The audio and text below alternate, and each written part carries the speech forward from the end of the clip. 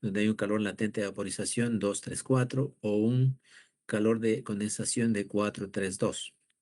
El 4-5 es un proceso de cambio de estado, calentamiento, y si es que vamos en el sentido inverso, de 5 hacia 4 sería enfriamiento.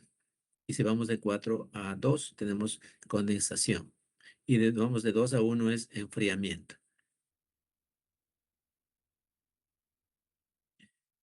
Aquí tenemos entonces la campana de saturación con las líneas segmentadas que representan la presión constante, o sea, son procesos isobáricos. Cuando se trata de un proceso isobárico, tenemos en la zona de mezcla, la presión y la temperatura son constantes, por lo tanto, no podemos, en este tramo dentro de la campana, no podemos fijar el estado con presión y temperatura, sino con presión y volumen específico, o temperatura y volumen específico, o también con calidad, también con energía interna o con entalpía.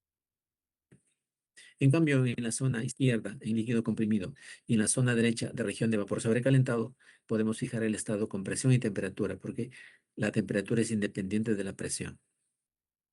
Y en la parte alta tenemos el punto crítico, que es una característica para las diferentes sustancias puras. Por ejemplo, en el caso del agua tenemos una presión crítica de 2209 megapascales. También tenemos una temperatura crítica y un volumen crítico. Hay varias sustancias como el agua, por ejemplo, tenemos 373,95 grados centígrados con 2206 megapascales y un volumen específico de 0.003155 metros cúbicos por kilo, que es el punto crítico. Para el CO2 tenemos otro valor, para el oxígeno, nitrógeno y también hidrógeno. Esto es una parte de las sustancias puras, pero más información tenemos en la tabla 1 del texto guía, que es el de Segel.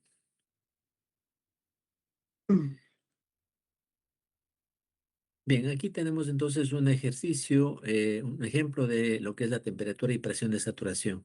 En este caso tenemos la presión en el lado izquierdo y al lado está la temperatura de saturación. Por ejemplo, a 100 grados, a 100 kilopascales, la temperatura de ebullición empieza en 99,61. Pero si elevamos la presión de esa sustancia pura agua, 275 kilopascales, entonces empieza a hervir a 130,58 grados centígrados. Y para cada presión tenemos su temperatura de saturación, que es la de al lado, y las diferentes propiedades termodinámicas como volumen específico, energía interna, entalpía, entropía, tienen diferentes valores. También hay gráficos que están expresados con líneas, pero es muy complicado la lectura para hacerlo mediante un diagrama. Se prefiere mejor utilizar los valores que están ya en las tablas termodinámicas.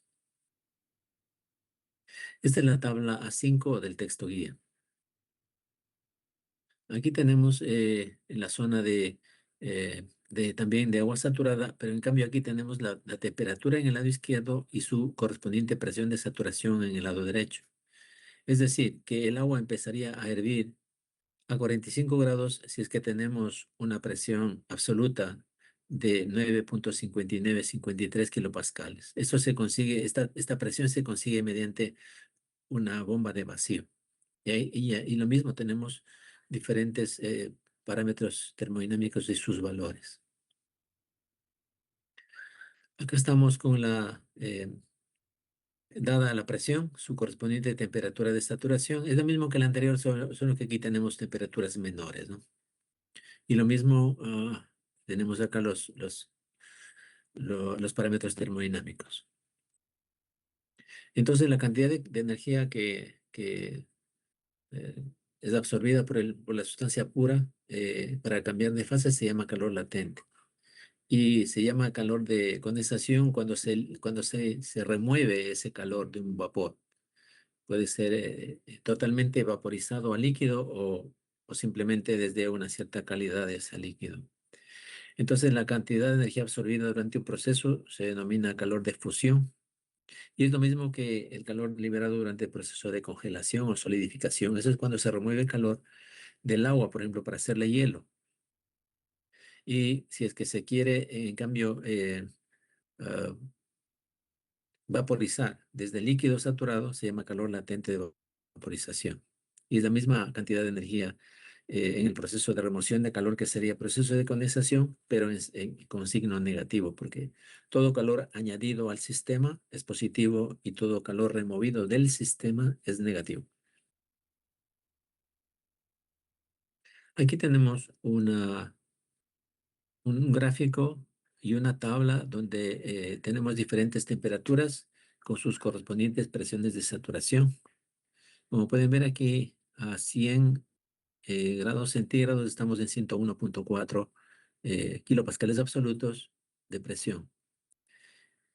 Y si tenemos 8.58 megapascales, pues tendríamos una temperatura de saturación de 300 grados centígrados.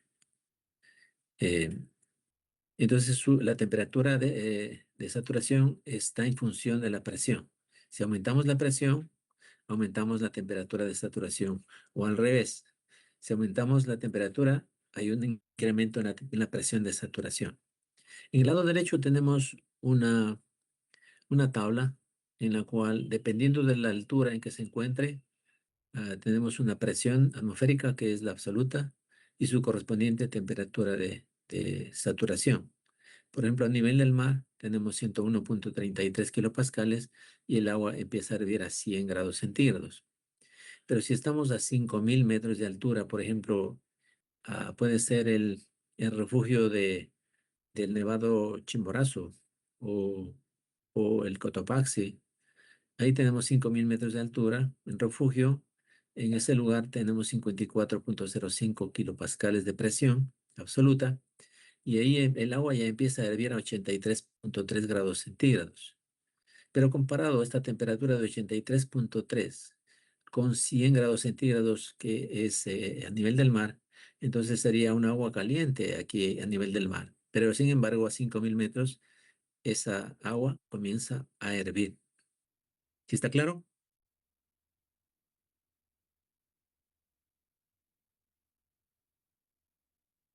¿Están allí? Sí, profe. Bien, entonces cualquier duda, no duden en preguntar. Tenemos aquí los diagramas de propiedades para los procesos con cambios de fase, que puede ser agua o puede ser refrigerante. Entonces tenemos los diagramas presión, volumen específico y presión y temperatura, volumen específico. Entonces estos sirven para mostrar las líneas correspondientes a la desaturación, tanto líquido saturado, vapor saturado y también en la zona de líquido comprimido, que es en el lado izquierdo de la campana de saturación. Y el vapor sobrecalentado es a la derecha de las líneas de vapor, de vapor saturado. Para la mayoría de estas sustancias, la relación entre las propiedades es muy difícil, ¿no? Puede ser expresada por una simple ecuación, pero no es tan sencillo para un proceso que tiene una sustancia que tiene cambio de fase. Pero sí es fácil para un gas, por ejemplo, para el CO2, para el aire, nitrógeno, oxígeno, etcétera. Es muy fácil con una ecuación de estado de gas ideal, más no con una sustancia pura que cambia de fase. Acá necesitamos tablas termodinámicas para determinar volúmenes específicos, entalpía, energía interna, mientras que para el caso de los gases es con una ecuación. Entonces, aquí tenemos varios tipos de refrigerante, de sustancias puras como refrigerantes y vapor de agua. Las aplicaciones que tienen estos refrigerantes tenemos el R22, que es usado para los sistemas de aire acondicionado, tanto industriales como domésticas. Hablamos de domésticas, el aire acondicionado de la casa, la nevera, etcétera, ¿no? Pero este es perjudicial para la capa de ozono, por lo tanto, esta ya está descontinuado. Este R22 solamente hay en equipos bastante antiguos del año 95 hacia atrás. En el caso de 134A, eso se utiliza para equipos de aire acondicionado. El 407 es utilizado para enfriadores de agua mediante equipos splits. Y el 410A también es actualmente utilizado para equipos de, de aire acondicionado. son más eficientes. Y aquí tenemos lo que les hablé, que para cada presión existen unos puntos de inflexión, tanto en líquido saturado como en vapor saturado que está a la derecha. Entonces, mientras mayor sea la presión, la temperatura también será mayor, su correspondiente temperatura de saturación. Y el cambio de fase desde líquido hasta vapor se va disminuyendo a medida que aumenta la presión, hasta cuando llegamos al punto crítico donde no requiere calor, adicionar calor para cambiar de fase. Es un cambio instantáneo de líquido a vapor sin pasar por la zona de mezcla. Mientras mayor sea, mientras menor sea la presión, va a ser menor también la temperatura de saturación y va a requerir mayor cantidad de calor para cambiar de fase. Como pueden ver, la línea inferior es bastante grande contra la línea que está cerca del punto crítico, que es pequeñita. Entonces, el calor latente de vaporización es menor cuando la presión es alta. Y aquí tenemos el campo temperatura, volumen específico y presión, volumen específico. Las líneas segmentadas en el lado izquierdo son líneas de presión constante y las líneas segmentadas en el plano PV son líneas de temperatura constante. Entonces, cuando se ponga en el examen o en la lección, dibuje el proceso, ya sea de cambio de estado, cambio de fase, ya sea calentamiento o enfriamiento. En el campo temperatura, volumen y presión, volumen, ustedes tienen que dibujarlo en los dos campos, el proceso, desde el inicio hasta el final. Entonces aquí tendríamos un ejemplo. Por ejemplo, en el primero tendríamos cuando todas estas masas que están sobre el émbolo sería una presión alta. Y cuando disminuimos las masas sobre el émbolo, la presión disminuye, entonces su temperatura de saturación también va a disminuir. ¿Ok? Y yo les envié este archivo para que estudien las superficies termodinámicas y sepan de qué se está hablando aquí en la clase. ¿Alguna pregunta hasta aquí, jóvenes?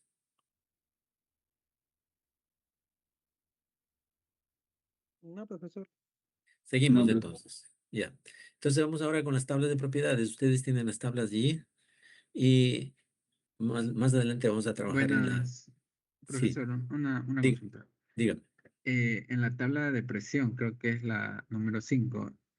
¿Cómo sé cuándo estoy en una temperatura de saturación o en una temperatura de zona de mezcla? Teniendo en cuenta que no, digamos que en una tabla, un ejercicio, por ejemplo, del deber o futuro de la Ya, lección, ya. no me dan la tabla, no me dan el valor de la temperatura. Entonces, ¿cómo identifico si es una temperatura de saturación o no para después identificar en qué zona se encuentra?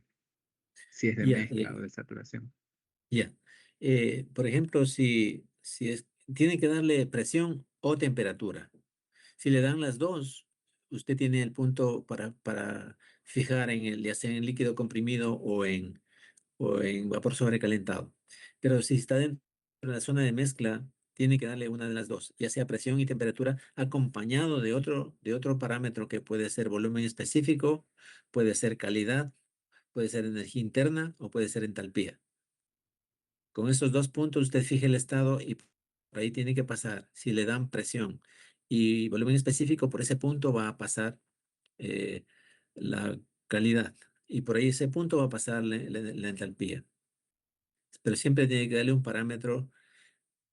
Si da presión, si presión o temperatura, tiene que ir acompañado de otra propiedad termodinámica para fijar el estado dentro de la campana de saturación en la línea horizontal, que va desde saturado líquido hasta vapor saturado. ¿Sí está claro? Muchas gracias. Sí. Ya.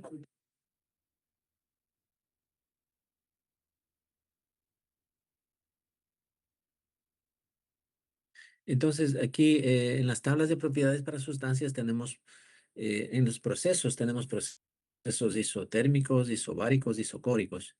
Entonces, la entalpía es una magnitud termodinámica que equivale a la suma de la energía interna más el trabajo de frontera que sería, ¿no? Que sería presión por volumen.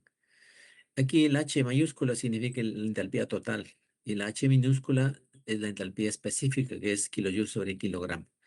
Entonces, cuando es un proceso isobárico, la energía interna más del trabajo de frontera nos da la entalpía. Por eso es que cuando se quiere determinar cuál es la cantidad de calor que se requiere para llevarlo desde líquido hasta vapor, viene a ser igual, el calor es igual a la masa por la diferencia de entalpías, que sería Hg menos Hf. Pero ese valor está en la tabla que está aquí, HFG. Si usted le resta Hg menos Hf, tenemos HFG. Por ejemplo, a 50 kilopascales, Hg vale 2645 y HF vale 340,54. Entonces, el HFG, que es el calor latente de vaporización, va a tener un valor de 2304,7 kilojoules sobre kilogramo. Si le damos calor al sistema, es positivo. Si es que le removimos calor del sistema, o sea, estamos condensando, va a ser menos 2304,7 kilojoules sobre kilogramo. Y dependiendo de la cantidad de masa, va a ser esa cantidad de calor, porque el calor es la masa por el HFG, que se denomina calor latente de vaporización.